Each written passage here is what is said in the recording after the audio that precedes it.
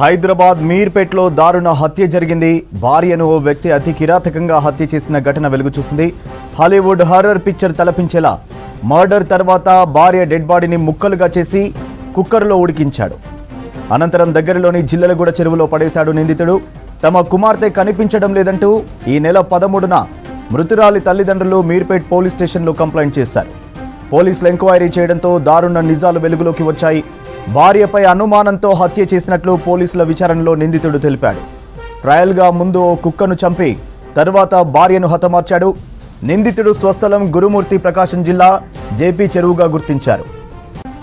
ఆర్మీలో రిటైర్డ్ అయిన తర్వాత డిఆర్డీఓలో సెక్యూరిటీ జాబ్ చేస్తున్నాడని తెలిపారు పోలీసులు.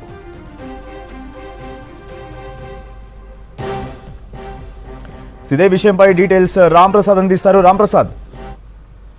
సూర్య, హైదరాబాద్లోని మీర్పేట్లో దారుణం చోటు చేసుకుందని చెప్పవచ్చు. గత వారం రోజుల క్రితం మహిళను హతమార్చినట్టుగా అయితే పోలీసులు ప్రాథమిక విచారణలో చెప్పడం జరిగింది. మీర్పేటకు చెందినటువంటి మాధవి అనేటువంటి ఒక గృహిణి అయితే తన భర్త గురుమూర్తి చేతిలో దారుణ హత్యకు గురైంది. ఈ దారుణ హత్యకు ఒడిగట్టినటువంటి గురుమూర్తి తనకేం తెలియదంటూ కూడా ఇటు పోలీసుల వద్దకు ఏదైతే గురుమూర్తి భార్య కనిపించడం లేదంటూ మాధవి తల్లిదండ్రులు సుబ్బమ్మ ఇచ్చినటువంటి ఫిర్యాదు మేరకైతే పోలీసులు కేసు నమోదు చేసి దర్యాప్తు చేస్తున్నారు. ఈ క్రమంలోనే ఈ నెల 16వ తేదీన గురుమూర్తి తన భార్య మాధవిని హతమార్చినట్లు తెలుస్తుంది. ఈ క్రమంలోనే కుటుంబ సభ్యులు అయినటువంటి సుబ్బమ్మ ఇచ్చిన ఫిర్యాదు మేరకైతే ఈ నెల 18న అక్కడ మీర్పేటలో ఉన్నటువంటి పోలీసులు కేసు నమోదు చేసి దర్యాప్తును ప్రారంభించారు. ఈ క్రమంలో ఈ సుబ్బమ్మ ఫిర్యాదు చేసిన వెళ్ళేందు క్రమంలో కూడా తన అత్తమామలతో ఇటు ఏదైతే ఈ యొక్క అఘాత్యానికి ఒడిగట్టినటువంటి గురుమూర్తి కూడా వెంట వెళ్ళడం జరిగింది. ఈ క్రమంలోనే పోలీసులు విచారణ చేస్తూ అయితే ఈ నెల 16న గొడవ జరిగింది భార్యాభర్తల మధ్య అని చెప్పేసి ఫిర్యాదులో పేర్కొనడంతో ఇటు భర్తను కూడా విచారించడంతో అయితే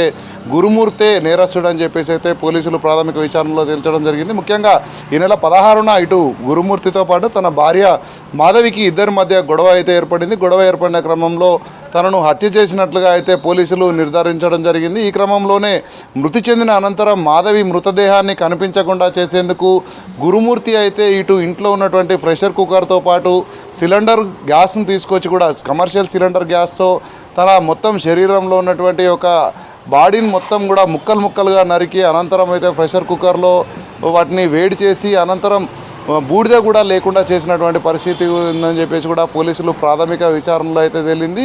ఈ యొక్క మర్డర్ చేసిన అనంతరం ఆనవాళ్ళు కనపడకుండా ఉండేందుకైతే ముఖ్యంగా ఇటు మాధవిని హతమార్చడంతో పాటు ఇంట్లో ఉండేటువంటి కుక్కను కూడా గురుమూర్తి హతమార్చినట్లు తెలుస్తుంది. ఈ క్రమంలోనే ఇటు కుక్కను కానీ అదేవిధంగా మాధవికి సంబంధించినటువంటి ఆనవాళ్ళు ఎక్కడగా లేకుండా కూడా అయితే గురుమూర్తి ముందస్తుగానే ఇటు ప్రెషర్ కుక్కర్తో పాటు గ్యాస్ సిలిండర్ పైన కూడా ఈ యొక్క శరీర భాగాలన్నింటినీ కూడా వెయిట్ చేయడం జరిగింది. అనంతరం ఏదైతే మృతదేహానికి సంబంధించినటువంటి బొక్కలు ఏదైతే ఉంటాయో వాటిని తీసుకెళ్లి పక్కనే ఉన్నటువంటి జిల్లెలగూడ చెరువులో వేశారు. ఈ క్రమంలో ఇటు గురుమూర్తి మాధవికి ఇద్దరు పిల్లలు ఉన్నారు. ఈ ఇద్దరు పిల్లలు కూడా సంక్రాంతి పండుగకు వెళ్ళడంతో పాటు గురుమూర్తి నివాసం ఉంటున్నటువంటి మొత్తం భవనం అంతా కూడా కిరాయి భవనంలో ఉన్న టెనెంట్స్ అందరూ కూడా పండుగకు వెళ్ళిన క్రమంలో అయితే ఇలాంటి ఒక అఘాయిత్యానికి ఒడిగట్టినట్లయితే పోలీసులు ప్రాథమిక విచారణ నివేదిక చేశారు. ముఖ్యంగా మాధవి హత్యకు సంబంధించి అయితే పోలీసులు కంగు తినేటువంటి విషయాలను కూడా ఇటు గురుమూర్తి నుంచి రాబట్టినట్టు తెలుస్తుంది. ఈ క్రమంలోనే గురుమూర్తి తన భార్యను హతమార్చాడు. గురుమూర్తి తొలుత ఆర్మీలో ఉద్యోగం చేసిన అనంతరం అయితే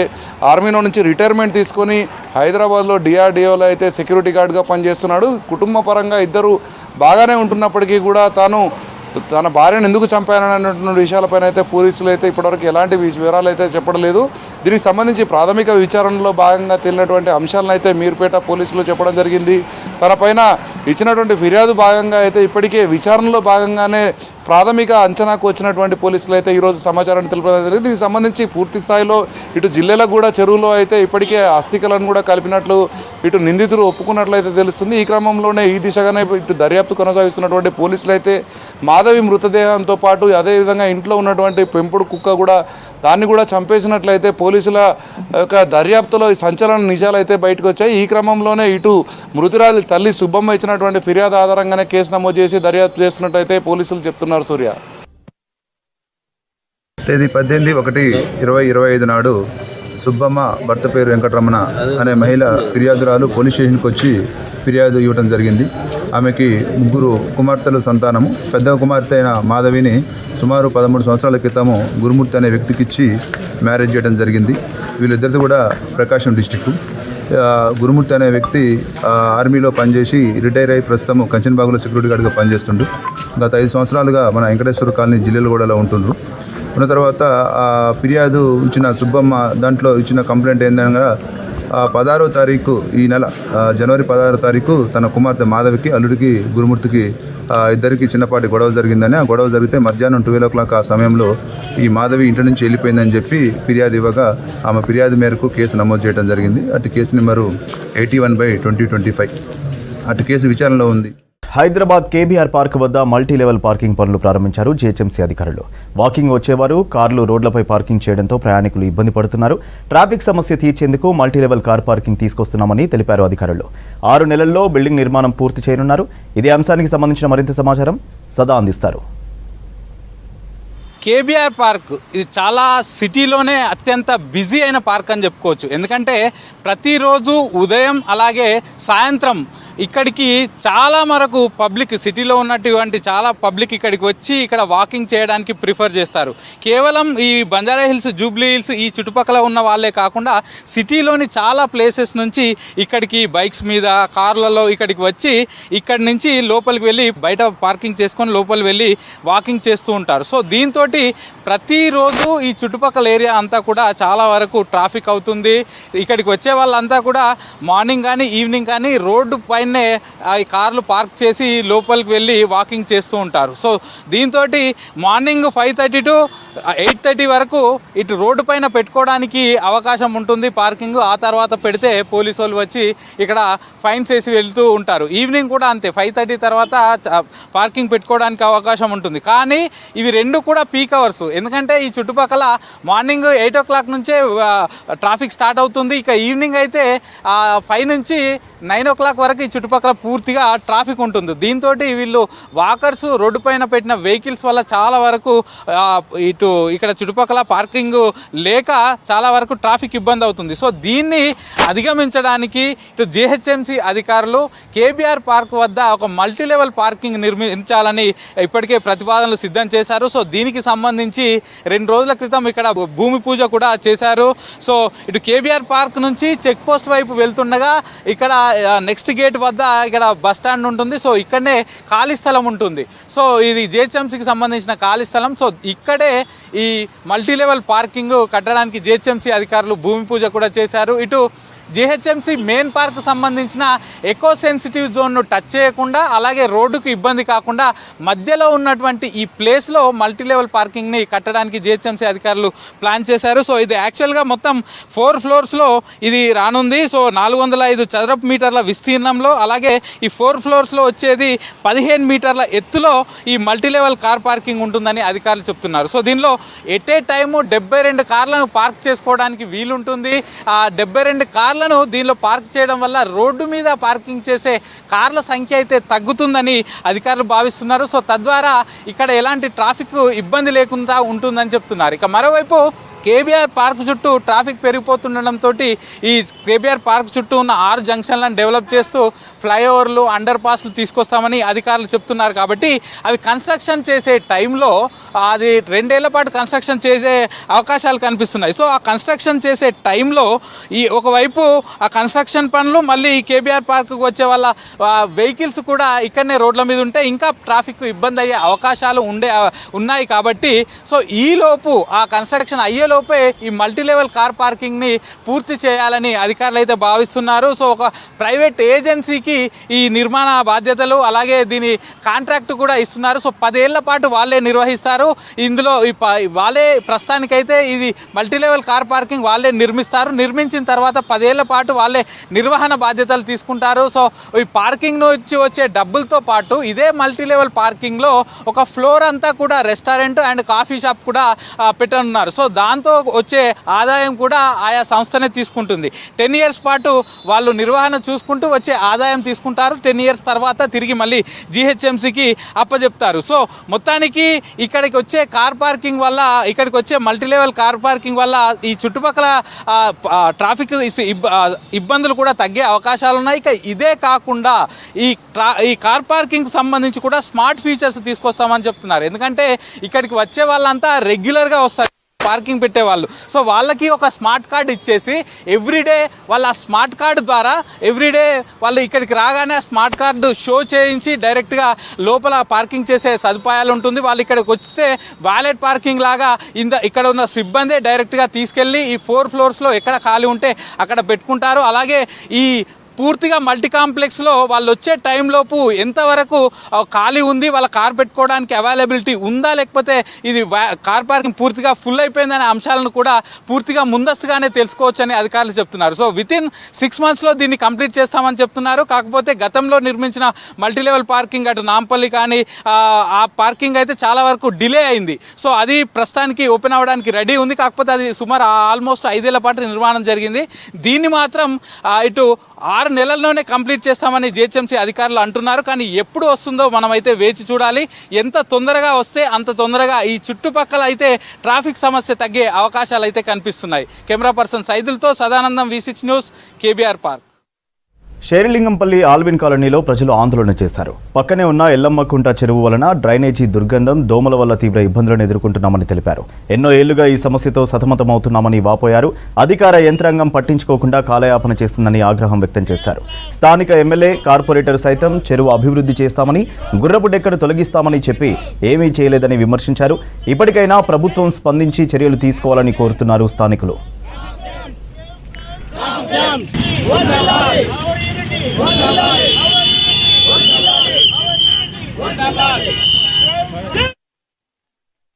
చాలా బాధపడుతున్నాము. ఇది స్టార్టింగ్ మాత్రమే, ఇది మేము ఫస్ట్ స్టేజ్.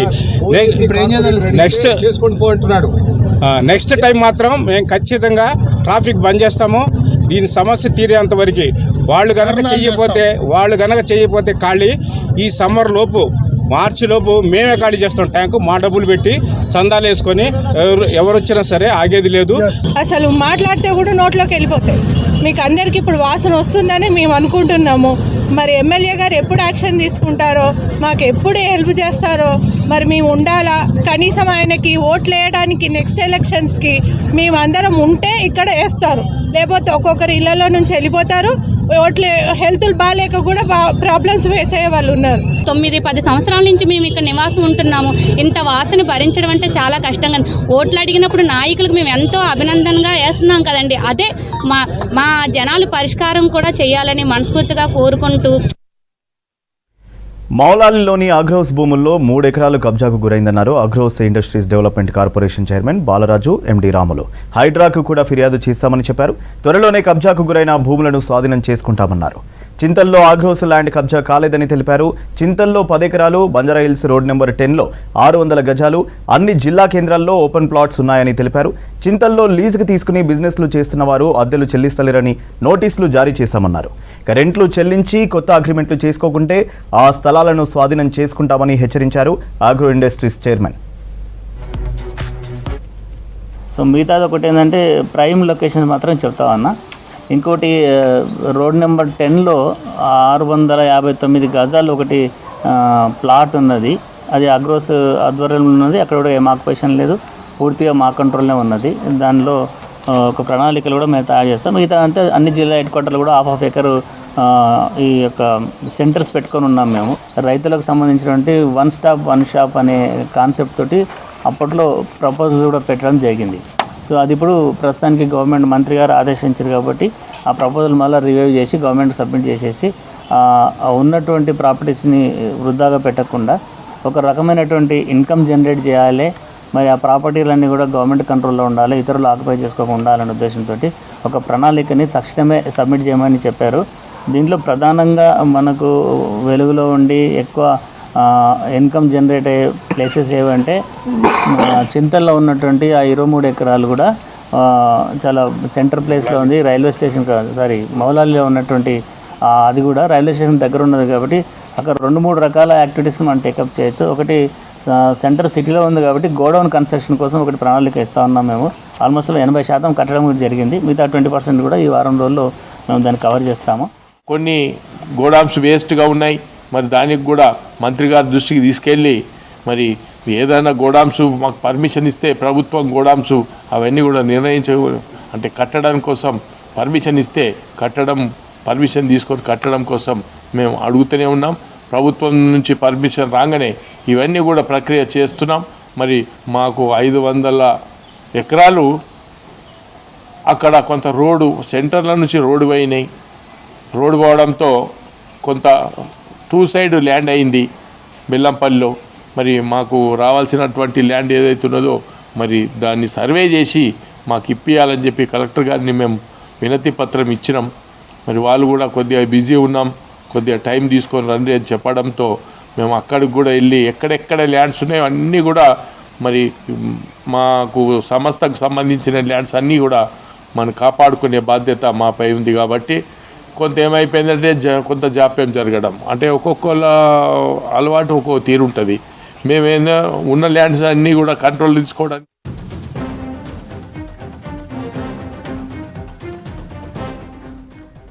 దావోస్లో జరుగుతున్న వరల్డ్ ఎకనామిక్ ఫోరం సమ్మిట్లో 3 రాష్ట్రాల సీఎంలు ఒకే వేదికను షేర్ చేసుకున్నారు. సీఎం రేవంత్ రెడ్డితో పాటు AP CM Chandrababu, Maharashtra CM Devendra Fadnavis round table సమావేశంలో పాల్గొన్నారు. సరిహద్దు రాష్ట్రాలతో స్నేహపూర్వక వాతావరణం కొనసాగిస్తూ అభివృద్ధి విషయంలో పోటీ పడాలన్నదే ఆకాంక్ష అని చెప్పారు రేవంత్ రెడ్డి. పొరుగు రాష్ట్రాల ముఖ్యమంత్రులతో వేదిక పంచుకోవడం ఆనందంగా ఉందన్నారు రేవంత్. హైదరాబాద్ రాజధానిగా తెలంగాణ ప్రపంచంతో పోటీ పడుతుందని చెప్పారు. Now we are competing with world like New York, Tokyo, Singapore or any other country. We are not competing with the other neighboring states. So because of Rajiv Gandhi, because of Rao, because of Chandrababu Naidu Garu and as well Dr. Y.S. Rajshekar, they have created an ecosystem to develop our country. So $5 trillion economy is my Prime Minister dream. So I wanted to contribute $1 trillion economy from my state. Wonderful. So very soon these three will account for $3 trillion. I think that should be the target now. Unfortunately, they are very rich. I am very poor. Financially capital of India. No, wonderful. So as rightly mentioned, Telangana highest per capita income in India. No, wonderful opening remarks. But let me ask you to speak on 2 areas. One, of course, is technology, and of course you must speak on that. But also urban development and the urban infrastructure focus and initiatives. Maybe on these 2 as the first question. Greatest strength is Hyderabad and my state of Telangana. Why? Because Delhi and Haryana comes together with Telangana. Why? Because Hyderabad is centrally located for Telangana. So now I wanted to divide it into 3 sectors or 3 categories. The number 1 category is outer ring road. Inside is the core urban region. From outer ring road to regional ring road, where 160 kilometers is outer ring road, which is constructed, laid down by, designed by Chandrababu Naidu Garu, laid down by Rajshekar Reddy Garu. I have a international airport connectivity. I have pharma, IT, more than me, Hyderabad. And from outer ring road to regional ring road, we are going to construct that is around 360 kilometers. Once I have constructed that regional ring road, 65% of the Telangana will become an urban. Indian economy, if you want to improve Indian's economy, urbanization is the only solution for our economy. So I wanted to construct a regional ring road, and from outer ring road to regional ring road, I wanted to lay down a radial roads. All along with the regional ring road, I wanted to construct a regional ring rail. From there, I wanted to create, my state is landlocked state. So that is why I requested Mr. Chandrababu Naidu Garu as well Prime Minister Narendra Modi ji to create a dry port from outer regional ring road. From there to Kakinada port or otherwise Machilipatnam port to dedicated Greenfield National Highway along with railway line. So where I can compete with China I am not going to compete with Amravati or Mumbai or Bangalore or any other place. China plus one policy is mine. So people are looking forward China plus one. I have interacted South Koreans, I have interacted many MNC companies. So all those are looking. Karate సాధనతో fitness, క్రమశిక్షణ, ఆత్మవిశ్వాసం లాంటి ప్రయోజనాలు ఉంటాయన్నారు Dayanand. Hyderabad Gachibowli indoor స్టేడియంలో 5 రోజులు జరిగిన karate పోటీలు ముగిశాయి. జపాన్ కరాటే అసోసియేషన్ ఇండియా ఆధ్వర్యంగా పోటీలు నిర్వహించారు. ఈ కాంపిటీషన్లో 1200 మంది పాల్గొన్నారు. కరాటే కుమిద పోటీల్లో గెలిచిన విజేతలకు బహుమతులు అందజేశారు. JKA Telangana chief instructor Rapolu Sudarshan.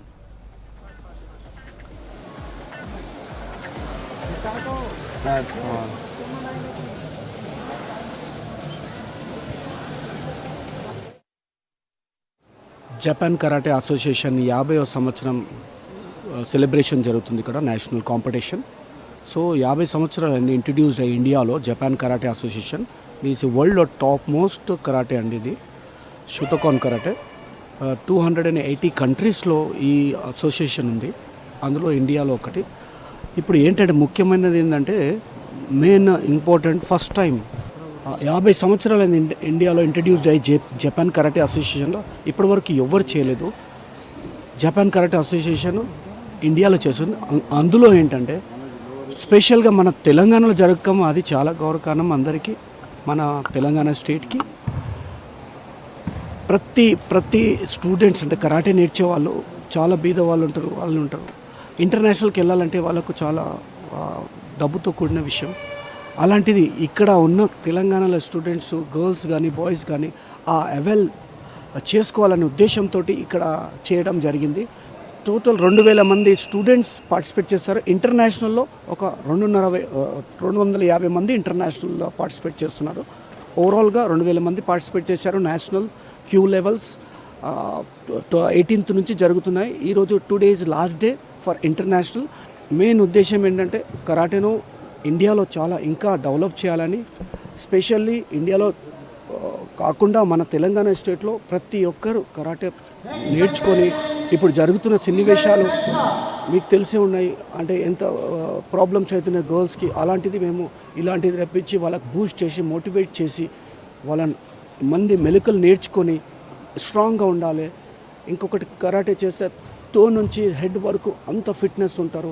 ఏ డిజీజెస్ ఉంటుంది, ఏ డిజీజెస్ రావు, ఉన్న డిజీజెస్ పోతుంది. ఎంతోమందికి మేము ఫిజికల్లీ మెంటల్ డిజేబుల్ ఉన్న వాళ్ళకు కూడా మెంటల్లీ వాళ్ళు హెల్త్ మంచిగా అయింది. ఇది చేసి మేము మా యూనిట్లో ఒక 10 మంది అన్న ఒక డిజేబుల్ బెనిఫిట్ వాళ్ళకి హెల్త్ మంచిగా అయిపోయి ఇప్పుడు వాళ్ళు జాబులు చేసుకుంటారు.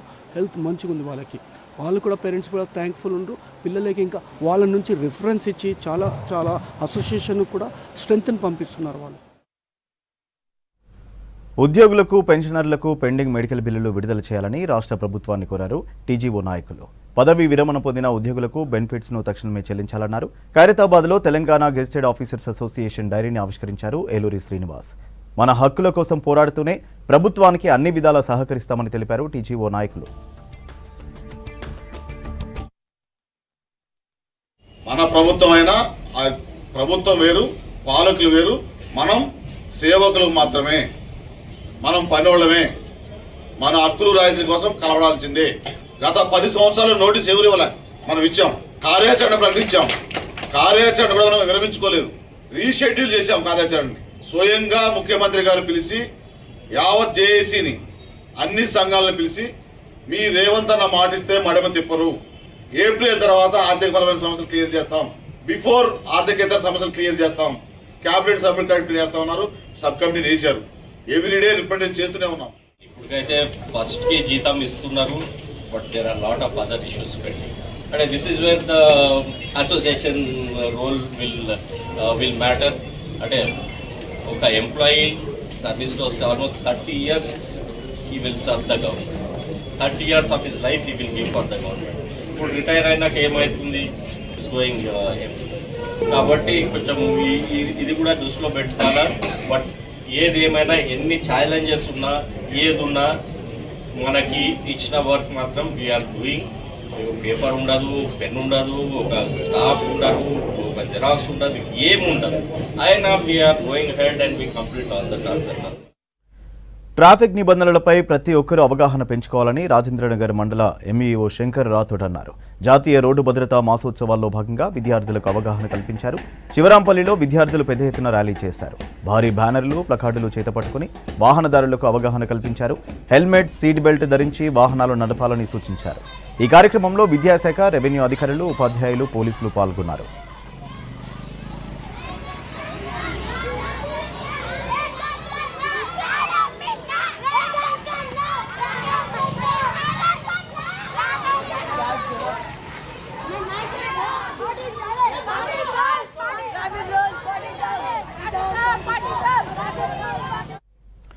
గ్రేటర్ హైదరాబాద్లో చెత్త సమస్య జటిలంగా మారింది.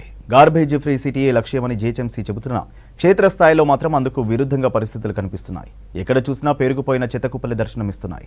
5 ఏళ్ల క్రితం సిటీలో ఉన్న డస్ట్బిన్స్ తీసేసిన బల్దియా డస్ట్బిన్ ఫ్రీ సిటీగా మారుస్తామని ప్రకటించింది.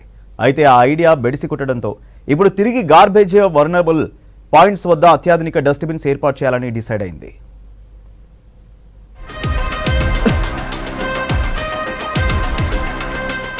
స్వచ్ఛ హైదరాబాద్లో భాగంగా బహిరంగ ప్రదేశాల్లో చెత్త లేకుండా డస్ట్బిన్ ఫ్రీ సిటీగా మార్చాలని గత ప్రభుత్వం నిర్ణయించింది. బహిరంగ ప్రదేశాలు, రోడ్ల వెంబడి ఉన్న 1400 చెత్త డబ్బాలను తొలగించింది. ఇంటింటికి స్వచ్ఛ ఆటోలు వచ్చి చెత్త తీసుకెళ్తాయని ప్రకటించారు. ఆ తర్వాత స్వచ్ఛ ఆటోలు సరిగ్గా రాకపోవడంతో పబ్లిక్ తిరిగి గార్బేజ్ వల్నరేబుల్ పాయింట్స్ వద్ద చెత్త వేయడం స్టార్ట్ చేశారు. పెరిగిన జనాభా, కాలనీల్లో చెత్త ఉత్పత్తి పెరగడంతో అందుకు అనుగుణంగా తరలించే స్వచ్ఛ ఆటోలు, వాహనాలు సరిపోవడం లేదు. దీంతో సిటీలోని రోడ్ల పక్కన చెత్త పెరుగుకుంటూ వస్తోంది.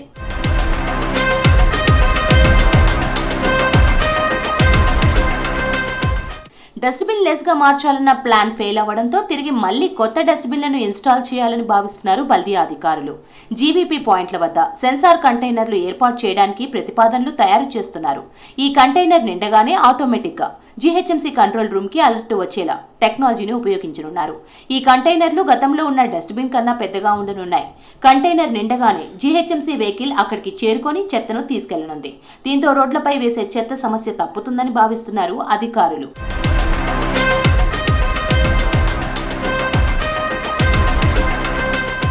ఈ చెత్త కంటైనర్లను తొలి విడతగా మార్కెట్లు, బహిరంగ ప్రదేశాలు కలిపి 28 చోట్ల ఏర్పాటు చేసేందుకు రంగం సిద్ధం చేశారు. నగర మేయర్ గద్వాల విజయలక్ష్మికి ఈ డస్ట్ కంటైనర్లను, వాటి పనితీరును చూపించారు శానిటేషన్ అధికారులు. వీటిని పరిశీలించిన మేయర్ మొదటగా కొన్ని చోట్ల వీటిని ఏర్పాటు చేయాలని అధికారులకు ఆదేశాలు జారీ చేశారు. మరో 2 వారాల్లో చెత్త ఎక్కువగా ఉంటున్న ప్రధాన ప్రాంతాల్లో వీటిని ఏర్పాటు చేయనున్నారు అధికారులు.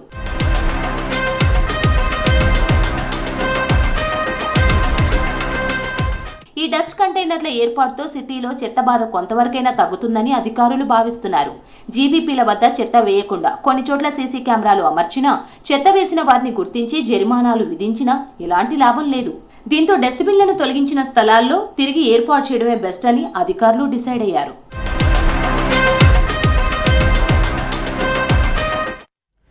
నగర శివారు ప్రాంతాల్లో హార్టికల్చర్ పంటల సాగుపై ఫోకస్ చేసింది ప్రభుత్వం. స్టార్టప్ సంస్థల ద్వారా కూరగాయలు, ఆకుకూరలు, పండ్లు, పువ్వుల ఉత్పత్తి పెంచేందుకు సన్నాహాలు చేస్తోంది. 2-3 నెలల్లో స్టార్టప్ సంస్థలను ఎంపిక చేసి వాటికి కావాల్సిన సదుపాయాలను కల్పించనుంది రాష్ట్ర ప్రభుత్వం.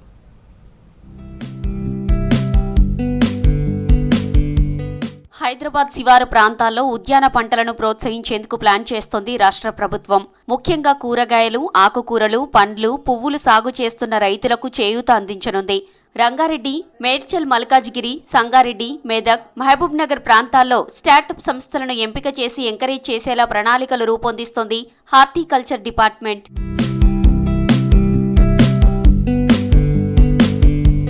సిటీ అవుట్స్కట్స్ ప్రాంతాల్లో స్టార్టప్ సంస్థలు పెట్టడానికి యువ రైతులు ఆసక్తి చూపిస్తారని చెప్పారు అధికారులు.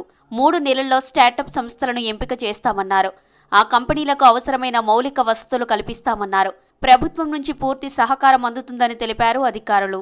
ప్యాడీ అనేది ఈజీ మ్యాన్ క్రాప్ కాబట్టి మనం సిటీకి సరఫరా చేయాలంటే రంగారెడ్డి జిల్లా కానీ, ఇటు మెదక్ జిల్లా కానీ, అటు సంగారెడ్డి జిల్లా కానీ, ఇటు మహబూబ్నగర్ జిల్లా కానీ, ఈ నల్గొండ జిల్లాలో కానీ కూరగాయలు క్లస్టర్ లెవెల్లో వేయాలి. రాబో కాలంలో సెంట్రల్ గవర్నమెంట్ కూడా క్లస్టర్ డెవలప్మెంట్ ఫర్ వెజిటేబుల్స్. ఎందుకు క్లస్టర్ డెవలప్మెంట్ అంటే అమెరికాలో ఈక్వెడార్ కంట్రీ ఉంది. వాళ్ళు క్లస్టర్ డెవలప్మెంట్ ప్రోగ్రామ్ చేసి బనానాలో ఎక్స్పోర్ట్ నెంబర్ 1 అయ్యారు ప్రపంచంలో.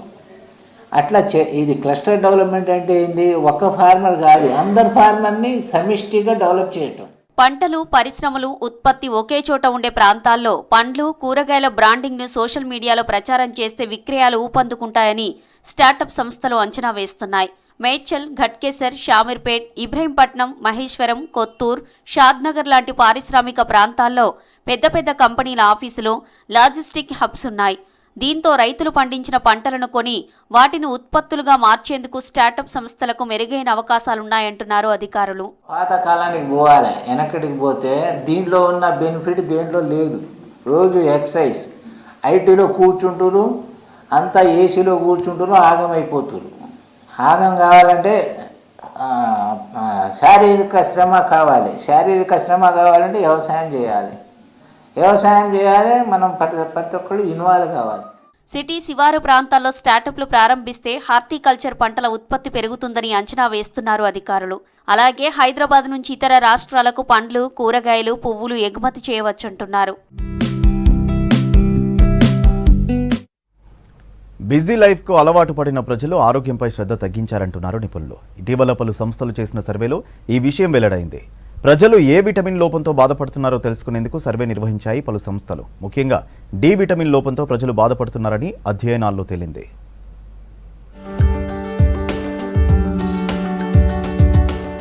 భారత్లో అధిక శాతం జనాభా విటమిన్ డి లోపంతో బాధపడుతున్నారని అధ్యయనాల్లో తేలింది. ఆహార ఎంపికలు, జీవనశైలి, పర్యావరణం, అలవాట్లే ప్రధాన కారణం. ముఖ్యంగా ఎండలోకి రాకుండా ఇంట్లోనే ఉండడం, ఆఫీసులలో ఏసీలు ఉండడం లాంటి వాటితో విటమిన్ డి లోపాన్ని పెంచాయి.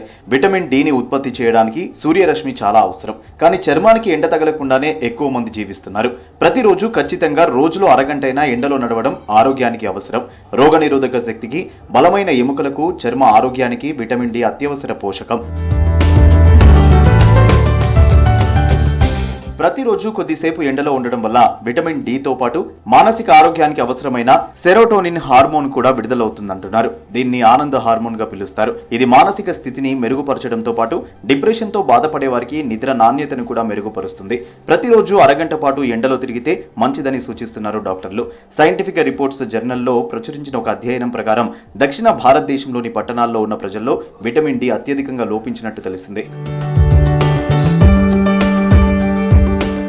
ఇక 30 ఏళ్ల వారిలో వెన్నునొప్పి సమస్యలతో తీవ్రంగా బాధపడుతున్నారని కొన్ని సర్వేల్లో బయటపడింది. తగినంత సూర్యరశ్మిని తగిలేలా ప్రతి ఒక్కరూ జాగ్రత్త తీసుకోవాలని సూచిస్తున్నారు. ఇండోర్ లైఫ్ స్టైల్ కు అలవాటు పడి డి విటమిన్ లోపంతో చాలా మంది బాధపడుతున్నారు. ఇల్లు, కార్యాలయం, కార్లు, స్కూళ్లు ఇలా ఇండోర్లోనే గడిపేందుకు ప్రజలు ఎక్కువగా ఇష్టపడుతున్నారు.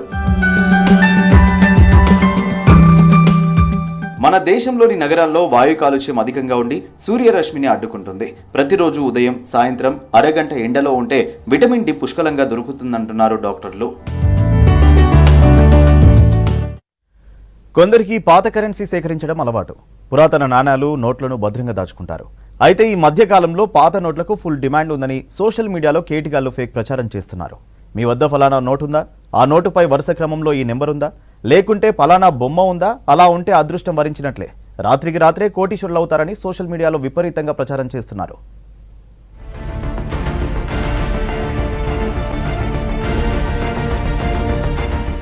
కొందరికి పాత కరెన్సీ సేకరించడం అలవాటు. మరికొందరికి మన దేశ కరెన్సీతో పాటు ఇతర దేశాల నోట్లను కూడా సేకరించే హాబీ ఉంటుంది. చాలా వరకు పురాతన కాలంలో చెలామణి అయిన నాణేలు, ఆ తర్వాత కాలంలో వాడుకలోకి వచ్చిన నోట్లు సేకరించి భద్రంగా దాచుకుంటారు. అయితే సోషల్ మీడియాలో కొన్ని వీడియోలు విపరీతంగా చక్కర్లు కొడుతున్నాయి. పాత నోట్లపై లక్కీ నెంబర్లు, సీరియల్ నెంబర్స్ ఉంటే అదృష్టం వరించినట్లేనని ప్రచారం చేస్తున్నారు కేటుగాళ్లు. మోసగాళ్ల మాటలు నమ్మి అమాయక ప్రజలు ఆ నోట్లు పట్టుకొని హైదరాబాద్లో ఆర్బీఐ కార్యాలయం, బ్యాంకుల చుట్టూ తిరుగుతున్నారు.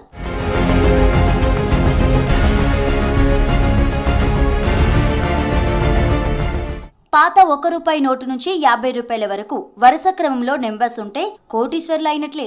లేదంటే ఆ నెంబర్ చివర్లో 7, 8, 6 ఉన్నా కోట్ల రూపాయలు రావడం ఖాయమని ప్రచారం చేస్తున్నారు. పాత ₹5 నోటుపై ట్రాక్టర్ బొమ్మ ఉందా? అయితే 25 లక్షలు. లేక ₹50 నోటుపై పార్లమెంటు బొమ్మ ఉందా? 50 లక్షలు తీసుకోండి. కోనార్క్ దేవాలయం బొమ్మ ఉంటే ₹1,00,00,000 మీ సొంతం అని ఇష్టం వచ్చినట్లు వీడియోలు చేసి యూట్యూబ్లో అప్లోడ్ చేస్తున్నారు. దీంతో చాలా మంది వాటిని నమ్మి బ్యాంకుల చుట్టూ తిరుగుతున్నారు. నోట్ల మీద నెంబర్లు, సీరియల్ నెంబర్లు వస్తాయి.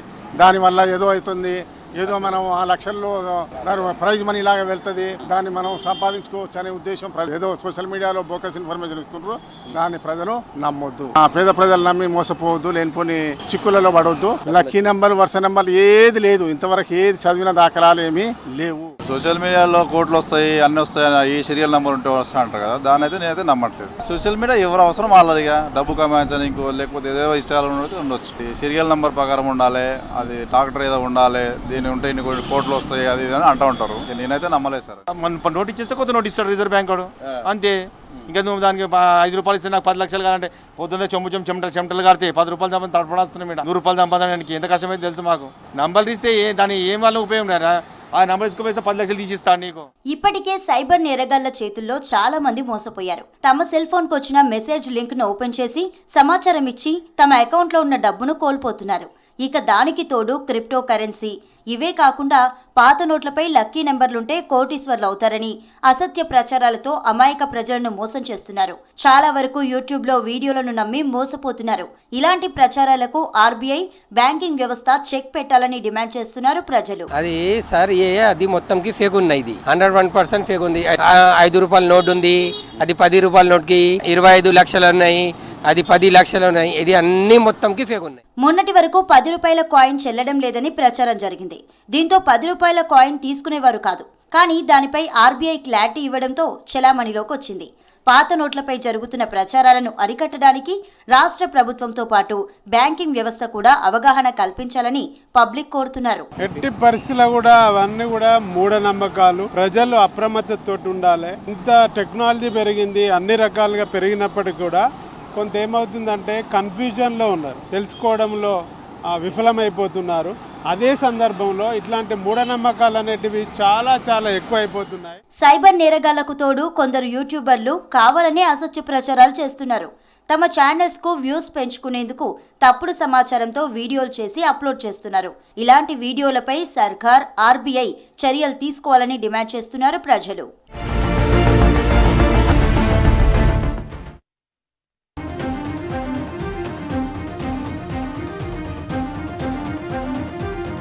ఇంగ్లాండ్తో జరిగిన టీ20 మ్యాచ్లో భారత్ విజయంతో ఆరంభించింది. తొలి టీ20లో భారత్ 7 వికెట్ల తేడాతో ఇంగ్లాండ్పై విజయం సాధించింది. కోల్కతాలోని ఈడెన్ గార్డెన్స్లో ఇంగ్లాండ్ నిర్దేశించిన 133 పరుగుల లక్ష్యాన్ని భారత్ 12.5 ఓవర్లలో 3 వికెట్లు కోల్పోయి ఛేదించింది. ఓపెనింగ్ బ్యాట్స్మెన్గా వచ్చిన అభిషేక్ శర్మ ఇంగ్లాండ్ను చిత్తు చేశాడు. 34 బంతుల్లో 79 పరుగులతో తుఫాన్ ఇన్నింగ్స్ ఆడాడు. 5 ఫోర్లు, 8 సిక్సర్లు బాదాడు. అభిషేక్, సంజు శాంసన్ తొలి వికెట్కు 41 పరుగులు జోడించారు.